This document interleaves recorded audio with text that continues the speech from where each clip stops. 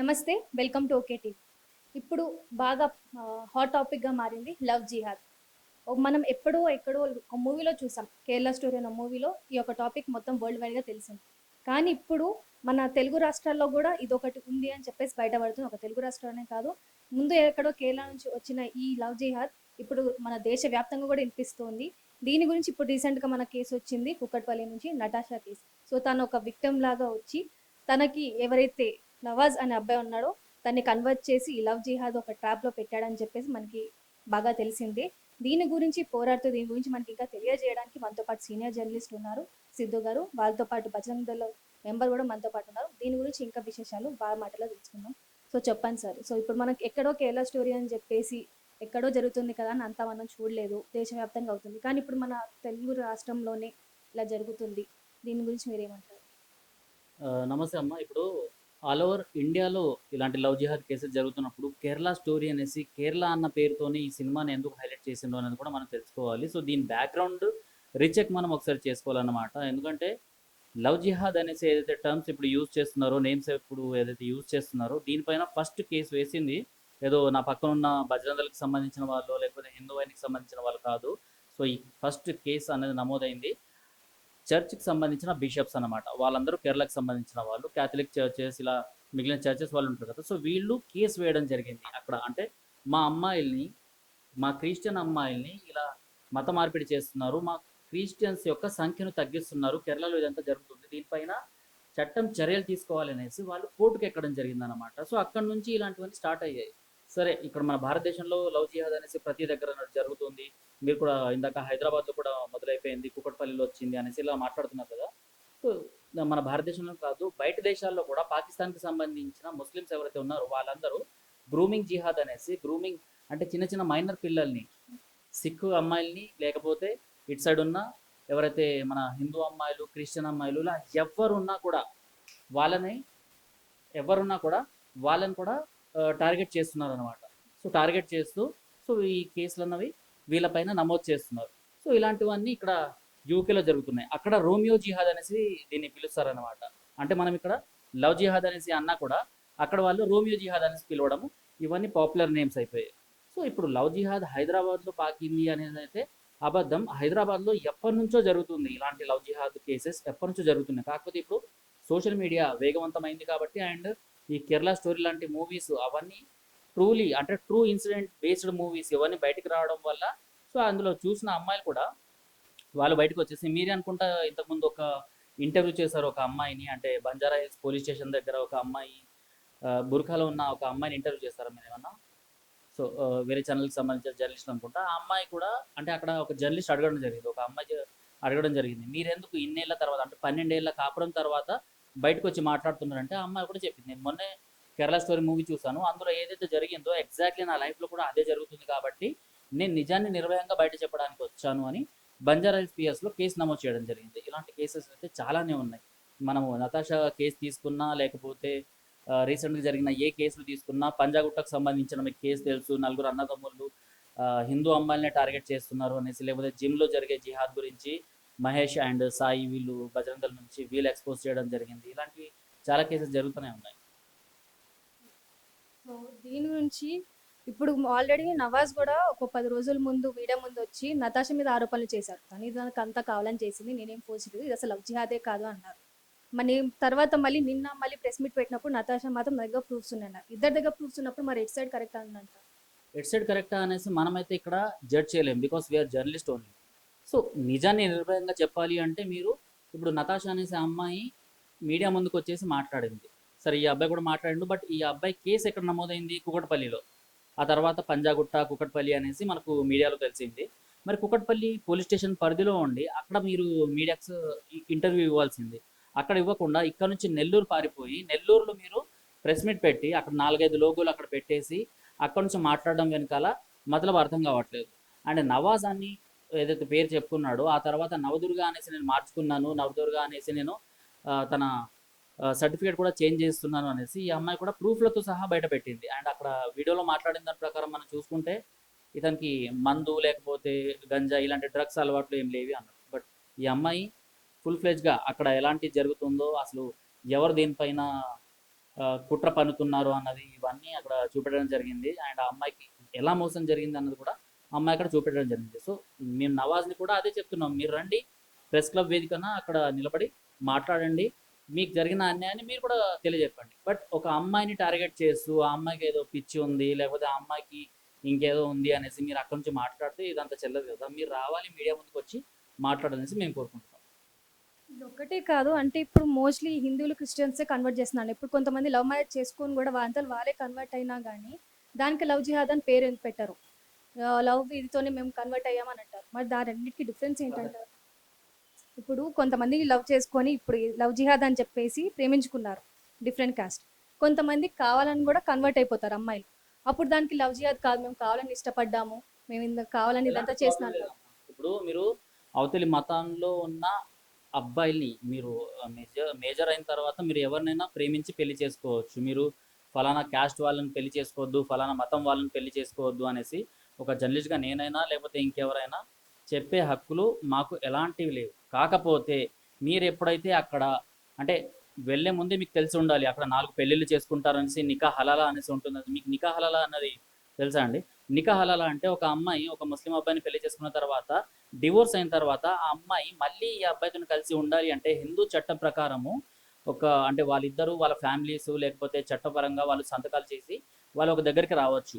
కానీ నికా హలాలా అన్నది ఎంత క్రూరంగా ఉంటుంది అంటే ఈ అమ్మాయి ఆ పెళ్లి చేయించిన పెద్ద ఎవరైతే ఉంటారో మౌలానానో లేకపోతే ఎవరో వాళ్ళ పెద్ద ఉంటారు కదా, ఆయనతోనే ఒక నైట్ ఉండాలి, లేకపోతే ఈ అబ్బాయి అంటే వాళ్ళ హస్బెండ్ వాళ్ళ ఫాదర్తోని ఒక నైట్ ఉండాలన్నమాట. ఇది నికా హలాలా. ఇలాంటి చట్టాలు ఉంటాయనేసి తెలియజెప్పడమే మా కర్తవ్యం, అదే చేస్తున్నాం. అది కూడా మా దాకా వచ్చిన అమ్మాయిలకే మేము ఇవన్నీ చెప్తున్నాం. కానీ ఎవరు అంటే ప్రేమ పెళ్ళిళ్ళు చేసుకోవడానికి రెడీ అయిన వాళ్ళు లేకపోతే కాలేజెస్లో లవర్స్గా చలామణి అవుతున్న వాళ్ళు వాళ్ళకి వెళ్ళి మేము ఇదంతా బోధించట్లేదు. జస్ట్ వాళ్ళకు దెబ్బ తగిలిన తర్వాత ఇప్పుడు నతాషా అనేసి ఆ అమ్మాయికి దెబ్బ తగిలింది, ఆ అమ్మాయికి అంతకుముందు ఎవరు చెప్పినా కూడా అర్థం కాలేదు. ఆ అమ్మాయి బయటకు వచ్చేసి క్లియర్గా నాకు ఇలా జరిగింది సహాయం చేయండి అంటే హిందూ వాహినికి సంబంధించిన కార్యకర్తలు ఆమెకు సహాయం చేయడం జరిగింది. అండ్ కొన్ని ఉమెన్ ఆర్గనైజేషన్స్ వాళ్ళు వెళ్ళి సహాయం చేయడం జరిగింది. అలానే బజరంగ్ దళ దగ్గరకు వచ్చేసరికి కొన్ని కేసెస్ ఉంటాయన్నమాట. వాళ్ళు డైరెక్ట్గా వచ్చి మమ్మల్ని సహాయం చేయమంటేనే సహాయం చేస్తారు. ఇప్పుడు మహేష్ ఉన్నాడు, మహేష్ జిమ్ జిహాద్ అనేది ఒకటి ఎక్స్పోజ్ చేయడం జరిగిందనమాట. ఈ మహేష్కి కూడా అవతల ఒక అమ్మాయి పైన ఆ జిమ్కి సంబంధించిన కోచ్ ఓనర్ ఎవరైతే ఉన్నాడో అతను కత్తితో బెదిరిస్తున్నాడు, చంపేస్తాడు అనేసి చెప్పిన తర్వాత ఏం చేస్తారు? స్పాట్లో వెళ్ళిపోతాడు కదా. ఈ అబ్బాయి కూడా అట్లనే వెళ్ళిండు, అక్కడ అమ్మాయిని కాపాడడం జరిగింది. 100కి కాల్ చేసి పోలీసులను పిలిపించి పట్టించడం జరిగింది అనమాట. ఇదంతా మీడియా సమక్షంలోనే జరిగింది. సో ఇలాంటివి మాత్రమే మనకు చేసే పరిమితులు ఉంటాయి. కానీ మనము మీరు ఫలానా కులాన్ని ప్రేమించొద్దు, ఫలానా మతాన్ని ప్రేమించొద్దు అనేసి అనము. బట్ మతం అన్నది ఇప్పుడు కేవలం హిందువులకే వస్తుందన్నమాట. కేవలం హిందూ అమ్మాయిల్ని టార్గెట్ చేయడానికి వీళ్ళు దీన్ని కావాలనేసి యూజ్ చేసుకుంటున్నారు. ఎందుకంటే హిందూ అమ్మాయిలకి క్వశ్చన్ చేస్తే హిందూ అమ్మాయిల్ని మనము వీళ్ళని పెళ్లి చేసుకొని గాలికి వదిలేసిన తర్వాత కూడా వీళ్ళని క్వశ్చన్ చేసేవాళ్ళు ఎవరు ఉండరు అనేసి ఒక చాలా ఈజీగా వీళ్ళు తీసుకుంటున్నారు. సో అదే బజరంగ్ దళ్ పక్కన నిలబడి సో మేము సపోర్ట్ చేస్తాము అనేసి వాళ్ళ సపోర్ట్ని అందిస్తుంది. సో ఇప్పుడు సార్ చెప్పినట్టు బజరంగ్ దళ్కి ఎన్నో కేసులు కూడా వస్తూ ఉంటాయి. మీకు అలాంటి కేసులు ఇప్పుడు మళ్ళీ లవ్ జిహాద్ ఏదైతే నతాషా కేసు బయటకు వచ్చిందో దాని తర్వాత ఇంకా బయటకు ఏమైనా పట్టాయా? రీసెంట్గానే మనం ఒక జిమ్ జిహాద్ అని చెప్పేసి ఒక కేసు పట్టుకోవడం జరిగింది. ఆ కేసులో అసలు నిజాలు ఏంటంటే 4 ఇయర్స్ బ్యాక్ అమ్మాయిని దొబ్బు ఉంది జిమ్కి వెళ్తే పెళ్లి కావట్లేదని చెప్పి జిమ్కి పంపించారు అనమాట, కొంచెం స్లిమ్ అవుతుంది అని చెప్పేసి. అక్కడ తీరా చూస్తే అక్కడ జిమ్ ఓనర్ సంబంధించిన ప్లస్ కోచ్ ఏం చేసిందంటే అమ్మాయిని ట్యాప్లో వేసి వాడుకోవడం, మెంటల్లీ ఫిజికల్లీ మొత్తం టార్చర్ చేయడం, ఫస్ట్ సెక్సువల్గా కలిసిన తర్వాత ఇక ఆమెకి టార్చర్ చేయడం, అవన్నీ ఎవిడెన్స్ మన దగ్గర ఉన్నాయి. సో వాళ్ళు మనకు అప్రోచ్ అయ్యారనమాట. పేరెంట్స్కి అప్పటి వరకు తెలియదంట ఇంతగానం సంగతి జరుగుతుందండి. ఒక 2 days బ్యాక్ మనకు అప్రోచ్ అయిన తర్వాత మనం వెళ్ళిన తర్వాత ఏం జరిగింది అని వెళ్ళి కౌన్సిలింగ్ ఇద్దామని అసలు ఏం జరిగింది, సో ఎట్లా ఈ కేసుని మనం పోలీస్ ద్వారా ఎట్లా మనకు శిక్ష పడేలా చేద్దామనేసరికి మాకు అప్పటికి కాల్ వచ్చేసింది. ఎవరైతే ఫస్ట్ వాడు ఎమోషనల్గా నువ్వు లేకపోతే నేను చచ్చిపోతా అది అని చెప్పేసి ఆఫీస్ నుంచి ఫాలోఅప్ చేసిందంట. తర్వాత ఇంటి దగ్గరకు వచ్చేలోపు కత్తి పెట్టి నువ్వు ఒకవేళ నాతో రాకపోతే నేను కొట్టేస్తా అది అని చెప్పేసి మనకు పేరెంట్స్ కాల్ చేయడంతో మనం వెళ్ళి అక్కడ ఆ అమ్మాయిని వాళ్ళ పేరెంట్స్కి సేవ్ చేసినాం. తర్వాత 100 కాల్ చేసి ఏవైతే ప్రూఫ్స్ ఉన్నాయో అన్నీ అక్కడ సబ్మిట్ చేయడం జరిగింది. ఆ అమ్మాయితోటి వాళ్ళు పేరెంట్స్ కూడా కేసు పెట్టియడం జరిగింది. సో ఈ విధంగా లవ్ చార్జ్ జరుగుతుంది. ఆల్రెడీ ఎవరైతే సమీర్ అని చెప్పేసి వాడు ఉండో ఆల్రెడీ ఆయనకి ఇంతకు ముందుకు ముస్లిం అమ్మాయితో పెళ్ళైంది, సెకండ్ వైఫ్ వచ్చేసి బ్రాహ్మణ్, థర్డ్ ఈ అమ్మాయి ఇంకా పెళ్లి కాలే. ఫిజికల్గా మొత్తం వాడుకుంటూ. సో ఆల్రెడీ ముస్లిం అమ్మాయితో పెళ్ళైన తర్వాత డివోర్స్ కాకముందుకి ఇంకో అమ్మాయి బ్రాహ్మణ అమ్మాయిని పెళ్లి చేసుకొని తర్వాత ఈ విధంగా వాళ్ళు జరుగుతుంది. సో దీన్ని లవ్ జిహాద్ అంటారు. మీరు అన్నారు ఇందాక ఒకవేళ ఇష్టపూర్వకంగా వెళ్తే వాళ్ళ ఇష్టం. కాకపోతే ఇక్కడ డివోర్స్ కాకముందుకే ఇంకో అమ్మాయితో చట్ట విరుద్ధం కదా. సో ఒక అమ్మాయిని అంటే ఏమనుకోవచ్చు, ఒక ముగ్గురు నలుగురు అమ్మాయిలని ఇంకా వాడి జిమ్లో ఎంతమంది మరి అక్కడ జిమ్కి వస్తున్న యువకులు మరి ఎవరోనికి వాడు వలలు వేయించిన అనేది ఇంతవరకు తెలియదు. నేను పోలీస్ వారికి కూడా ఒకటే కోరడం జరిగింది, ఏంటంటే ఖచ్చితంగా దీని మీద ఇన్వెస్టిగేట్ చేయండి. ఎందుకంటే మనకు తెలిసిన ముగ్గురు వాడు ఓనరు వాడు ముగ్గురు నలుగురు మెయింటైన్ చేస్తారు. మరి వాళ్ళ దగ్గర జిమ్ చేసే వాళ్ళు ఎవరైతే వాళ్ళకి సంబంధించిన మతస్థులు ఎంతమందిని ట్రాప్ చేస్తున్నారో ఇంతవరకు తెలియదు. సో ఇంకో విషయానికి వచ్చేసరికి టీసీఎస్ అని చెప్పేసి ఇప్పుడు మనకి బాగా వైరల్ అవుతుంది. టీసీఎస్లో అంట దాంట్లో పనిచేసే వాళ్ళు మనకు చెప్పారు అనమాట, మన ఫ్రెండ్సే ఉన్నారు. టీసీఎస్లో ఎవరైతే ఇప్పుడు ఎగ్జాంపుల్ ముస్లిం బాయ్స్ ఉంటారో ఎవరైనా కొత్త హిందూ గర్ల్స్ వస్తే ఇట్లా వేచి కాచి చూసారంట అనమాట. ఇట్లా కూర్చొని ఏ లడికి మెరుకు ఏ మైల్ సెట్ కర్లేదు తూ నయానా అని చెప్పేసి ఇట్లా సెలెక్ట్ చేసుకుంటారంట అమ్మాయిలని. इसको मैं कर ले तू नया ना बीच में, इसको मैं पटा ले तू, इसको मैं घर को लेके जाता हूँ, तो इसको मैं రూమ్ కు లేక జాతా ఈ విధంగా इसको मैं లవ్ कर ले तू ఈ విధంగా టీసీఎస్లో జరుగుతుంది. మన బేగంపేట కానీ యావత్ మన టీసీఎస్ కంపెనీస్లో ఇవే జరుగుతున్నాయి. ఇది మన మన ఎవరైతే మన ఫ్రెండ్స్ ఉన్నారో వాళ్ళు చెప్తారు, వాళ్ళు బయటికి రాలేరు. మనం వచ్చినట్టు వాళ్ళు బయటికి రాలేరు. ఎందుకంటే ఎవరైనా వాళ్ళ పుట్ట గురించి వాళ్ళు జాబ్ చేసుకుంటారు కాబట్టి కొంతమంది బయటికి రాలేరు. సో మనకి ఇవన్నీ చెప్పడంతో మనం ఎక్స్పోజ్ చేస్తున్నాం. కానీ ఇది టీసీఎస్ ఐటీ కంపెనీలలో కూడా ఇప్పుడు హైటెక్ సిటీ, మాదాపూర్, గచ్చిబౌలి, నానక్రమ్ కూడా ఇక్కడ వెళ్తే చాలామంది గర్ల్స్ చెప్పుకోవాలి. ఎందుకంటే వాళ్ళు కష్టపడి చదువుకుంటారు. చిన్నప్పటి నుంచి వాళ్ళ పేరెంట్స్ ఎంతో లక్షల డబ్బు పెట్టి చదివిస్తారు, ఫుడ్ పెట్టి ఇంతగానో పెద్ద చేసిన తర్వాత ఇప్పుడు ఇక్కడ ఈ జాబ్లో ఏదైనా చిన్న ఇష్యూ అయినా నా జాబ్ పోతుంది, ఏదో పెద్ద ఇష్యూ అయిపోతుందని వాళ్ళు బయటికి చెప్పుకోలేకపోతారు. నేను అందరికీ గర్ల్స్కి ఒకటే రిక్వెస్ట్ చేస్తున్నా, ఇలాంటి ఐటీ కంపెనీస్లలో కానీ కాలేజ్లలో కానీ ఎక్కడ కాల్ సెంటర్లో అయినా మమ్మల్ని అప్రోచ్ అండి. బజరంగల్ కానీ, విశ్వ హిందూ పరిషత్ కానీ, హిందూ వాహిని కానీ ఎవరైతే హిందుత్వవాదులు వాళ్ళు నాయకులు ఉంటారో ఎవరికైనా మీరు అప్రోచ్ అండి. ఖచ్చితంగా మీకు మేము సాయం చేస్తాం, లీగల్గా మేము సపోర్ట్ చేస్తాం. వితౌట్ అంటే మేము ఒక్క రూపాయి కూడా మేము తీసుకోమన్నమాట. ఫ్రీగా మేము సర్వీస్ చేస్తాం. ఖచ్చితంగా లీగల్గా అయినా సరే ఎలాంటి విధంగా అయినా సరే మేము ఎవరైతే విక్టిమ్స్ ఉన్నారో గర్ల్స్ లవ్ జిహాద్కి గురైన వాళ్ళు ఖచ్చితంగా మా సాయం అయితే మేము ఖచ్చితంగా చేస్తాము. నేను పేరెంట్స్కి ఒకటే చెప్తున్నా, మీ అమ్మాయిలను మీరు జాగ్రత్త పెట్టుకోండి. ఈరోజు ఏమైపోయిందంటే పేరెంట్స్ చాలామంది అమ్మ వచ్చేసరికి సాయంత్రం ఆరైందంటే సీరియల్ చూడడానికి రెడీ అయిపోతుంది అనమాట. అవి ఏం చేస్తాడు, నాన్న సంపదలో బిజీ అయిపోతుంది. సార్ పిల్ల ఎక్కడ పోతుందంటే చూడట్లేదు. ఇంతగానో మీరు పెంచిన తర్వాత మీ అమ్మాయికి మంచి జాబు మంచి చదువు చదివించిన తర్వాత 1,00,000 2 లక్షలు సంపాదించింది అది ఎవరు తీసుకోబోతుండు మరి సంపాదించింది? రేపు పెళ్ళి అయితే మొత్తం లోన్స్ తీస్తుండు, తెలియకుండా లోన్స్ తీస్తుండు. లోన్స్ ఇవన్నీ తీసి లాస్ట్కి ఎవరైనా బలిక పక్కన అవుతారు అంటే అమ్మాయి అవుతుంది, పేరెంట్స్ అవుతారు. ఇంకో విషయం, వీళ్ళు ఇంత చదువుకొని మీకు డౌట్ రావచ్చు, చాలామంది ఏమంటారు అంటే ఇంత చదువుకొని వీళ్ళు బీటెక్లు చేసి ఇంజనీరింగ్ చేసి ఇంత పెద్ద పెద్ద చదువులు చదువుకొని ఎందుకు ఇలా వలల పడుతున్నారు అనేది చాలామందికి క్వశ్చన్ మార్క్ అనమాట. దానికి నేను ఆన్సర్ చెప్తాను. వీళ్ళు ఏం చేస్తారంటే స్టార్టింగ్ చాలా ప్రేమ ఉపడతారు. ఇప్పుడు ప్రేమ అనేసరికి చదువుకి అడ్డం, దానికి లింక్ చేయొద్దు. సో వీళ్ళు ప్రేమలు దింపిన తర్వాత ఎట్లా మోసవుతారు అనేది నేను చెప్తాను. ఎట్లా మోసవుతారు అంటే ఫస్ట్ వీళ్ళు దర్గాకి తీసుకెళ్తారు. దర్గాకి తీసుకెళ్ళిన తర్వాత అక్కడ ఎవరైతే ముర్షద్ ఉంటారో ఆ ముర్షద్ ఏం చేస్తారంటే ఇలా మాట వినాలని చెప్పేసి వీళ్ళు మొత్తం చెప్పేస్తారు అన్నమాట స్టోరీ. ఇట్లా పటాన్చిన గైర్ ముసల్మాన్కు మై పటాలియా. సో అది చెప్పగానే తర్వాత వాళ్ళు ఏం చేస్తారంటే ముర్షద్ వాటర్లో మంత్రిస్తారనమాట. సో ఈ అబ్బాయి మాట ఈ అమ్మాయి వినాలని చెప్పేసి ఆ యొక్క వాటర్లో మంత్రి ఇచ్చిన వాటరు తాపుతాడు. తర్వాత ఫుడ్లో ఏదైనా మందు పెట్టాలని చెప్పేసి ఈ విధంగా ఇవన్నీ జరుగుతాయి. సో ఎవరైనా చదువుకున్న వాళ్ళు ఉండని ఎవరైనా ఉండని వాళ్ళు ఈ విధంగా బ్లాక్ మ్యాజిక్ చేసి అమ్మాయిలను వలలు వేసుకుంటారు. తస్మాత్ జాగ్రత్త అని చెప్పేసి నేను ప్రతి ఒక్క హిందూ బంధువుకి నేను కోరుతున్నా. స్పెషల్గా నేను పేరెంట్స్కి ఒకటే కోరుతున్నా, మీ అమ్మాయిలను జాగ్రత్త చూసుకోండి. ఇంకో విషయం నేను చెప్పాలనుకుంటున్నాను ఏంటంటే చాలామంది కుల సంఘ నాయకులు ఈరోజు ఎట్లా అంటే ఇక మా కులం గొప్పది, మా కులం అవమానించిండు, ఆ కులం అవమానించి, చిన్న కులం పెద్ద కులం ఇవి మీరు పక్కన పెట్టేసేయండి. ఎందుకంటే ఈరోజు మీ కులాలకించి మీ అమ్మాయిలు తీసుకొని వెళ్ళిపోతారు తుర్కోళ్ళు. ఏ రోజు కూడా ఈ కుల సంఘ నాయకులు సిగ్గుచేటు ఏంటంటే ఏ రోజు కూడా ఈ కుల సంఘ నాయకులు మా పిల్లని తుర్కోడు తీసుకోండి అని ఇప్పటివరకు ముంగలు రాలే. ఇంతసేపు ఆడు మా కులాన్ని అవమానించి పెద్ద కులపోడు, ఈ చిన్న కులపోడు, పెద్ద కులపోడు ఇవన్నీ బంద్ చేసుకోండి. మీ కులాలలో మీ అమ్మాయిలు ఉంటేనే మీ కుల సంఘాలు బచాస్తాయి, లేకపోతే మీ కుల సంఘాలు ఏడ బచాస్తాయి? మీ కులాలు ఎస్సీ ఎస్టీ బీసీ ఓసీ అందరికీ చెప్తున్నాను నేను. ఇప్పుడు చాలామంది కొట్లాడుతారు, మాదిగా, మాది ఎస్సీ, మాది యాదవ్, మాది గౌడ్, మాది ముద్రాజ్, మాది రెడ్డి, మాది కాపు, మాది పద్మశాలి ఇవన్నీ మీరు పక్కన పెట్టుకోండి. మీ కులాలకించి పిల్లలు పోతుంటే ఫస్ట్ అందరికన్నా ముందు మీ కుల సంఘ నాయకులు వచ్చి మీ పిల్లల్ని కాపాడుకోండి. అప్పుడు మీ కులం బచాన్స్తుంది, లేకపోతే మీ కులాలు బచాన్సా అని చెప్పేసి నేను తెలియజేస్తున్నా.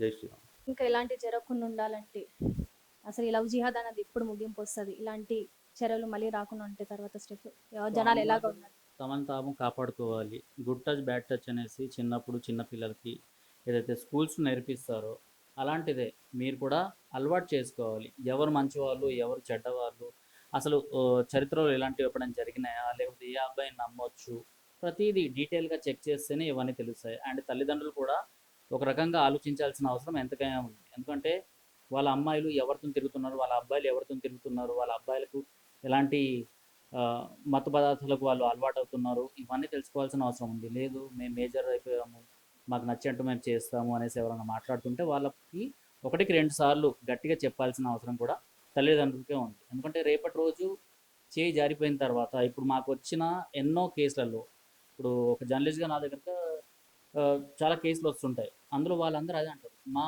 అమ్మాయి మా మాట వినట్లేదండి, నిన్నటిదాకా మైనర్గా ఉండింది, అంటే 17 వరకే ఉండింది, ఆ తర్వాత ఎప్పుడైతే మేజర్గా అంటే 18 అయిపోయిందో ఆ తర్వాత వాళ్ళు మా మాటలు వినట్లేదు, సో మీరే కొంచెం కన్విన్స్ చేసి మాట్లాడండి అనేసి ఇలా మా దగ్గర కేసెస్ వస్తాయండి. సో ఇందులో ఏంటంటే అంటే మైనర్గా ఉన్నన్ని రోజులు వీళ్ళ మాటలు చెల్లవు అనేసి చట్టం ఏదైతే అధికారాలు ఇచ్చిందో దాన్ని యూజ్ చేసుకొని ఎప్పుడైతే మేజర్ అయిపోతున్నారో అప్పుడే పాస్పోర్ట్ వీళ్ళకి వచ్చేయడము, లేకపోతే వాళ్ళు ఇక్కడ నుంచి వెళ్ళిపోవడము, లేకపోతే నేను మతాన్ని చేంజ్ చేసుకున్నాను, సో నా మతాన్ని చేంజ్ చేసే అధికారం మీకు లేదు అనేసి సొంత తల్లిదండ్రులపైన వీళ్ళు కేసులు వేస్తున్నారు అనమాట. సో ఇందులో మీరు ఇందాక మహేష్ చెప్పినట్టు కేసెస్ మా పైన అంటే చదువు వీటికి అడ్డు రాదా అనేసి మహేష్ ఇందాక మాట్లాడారు. ఎస్, చదువు అన్నది దీనికి అడ్డు రావట్లేదు.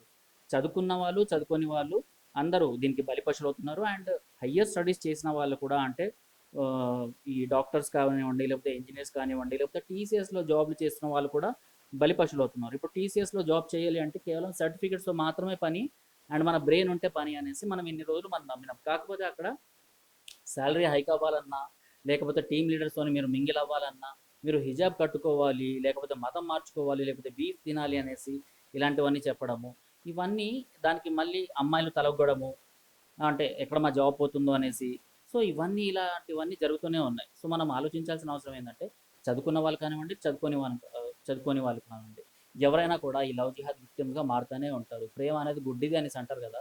సో ఈ లవ్ జిహాద్ అన్న అంటే మతం యాంగిల్లో వచ్చేసరికి ఇది ఇంకా వర్స్ట్గా తయారవుతుంది అనమాట. సో ఇలాంటి పరిస్థితులు అయితే ఇప్పుడు ఉన్నాయి. సో చట్టం కొంచెం స్ట్రాంగ్గా ఉండాలన్నమాట. బీజేపీ పాలిత ప్రాంతాల్లో లవ్ జిహాద్, మత మార్పిడి ఇలాంటివన్నీ చేస్తున్నారు అంటే సో వాళ్ళపైన కొంచెం గట్టి యాక్షన్ ఉంటుంది. అలాంటి యాక్షన్ ఇక్కడ ఉండాలి అనేసి అనుకుంటున్నాను. అండ్ ఇక్కడ తెలంగాణ ప్రభుత్వానికి నేను చెప్పేది ఒకటే అండి, ఏదైతే హిందూ అమ్మాయిలే టార్గెట్గా లవ్ జిహాద్ కేసెస్ ఏవైతే బయటకు వస్తున్నాయో, మీరు ముస్లిం అమ్మాయిలకు అలాంటి అన్యాయం జరిగినా కూడా ఒక హిందువుగా ఎవరైనా బయటకు వచ్చి మాట్లాడవచ్చు, సపోర్ట్ చేయొచ్చు, నేను కూడా సపోర్ట్ చేస్తాను, సో మమ్మల్ని మీరు కాంటాక్ట్ అవ్వచ్చు.